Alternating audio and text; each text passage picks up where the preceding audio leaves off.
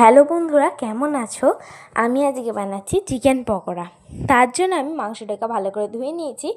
এবার দিয়ে দিচ্ছি আদা রসুনের পেস্ট, এবার দিয়ে দিচ্ছি বেসন, হলুদ গুঁড়ো, লঙ্কা গুঁড়ো এবং নুন। এইসব দেওয়া হয়ে গেলে আমি এর মধ্যে দিয়ে দেবো সাদা তেল। সাদা তেল দেওয়ার পর কিছুটা পেঁয়াজ কুচি দিয়ে দেবো। এবার দিয়ে দেবো কর্নফ্লাওয়ার দেওয়া হয়ে গেলে আমি এই মাংসটির মধ্যে একটা ডিম দিয়ে দেবো। ডিমটা দেওয়া হয়ে গেলে ভালোভাবে এটিকে মেখে নিতে হবে।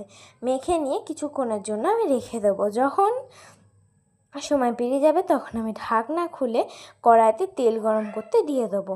ঢাকনা খোলার পরে ভালোভাবে এটিকে মেখে নিতে হবে। এবারে কড়াইতে তেল গরমটা হয়ে গেলে একটা একটা করে মাংসর পিস আমি কড়াইতে ছেড়ে দেবো।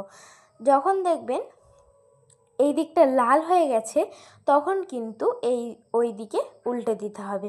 এভাবেই কিন্তু উল্টে পাল্টে লাল করে ভেজে নিতে হবে।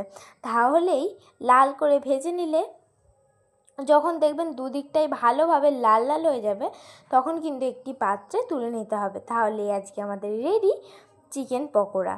তো আপনারা বাড়িতে বানিয়ে দেখবেন অবশ্যই যে চিকেন পকোড়াটা কেমন হয়েছে।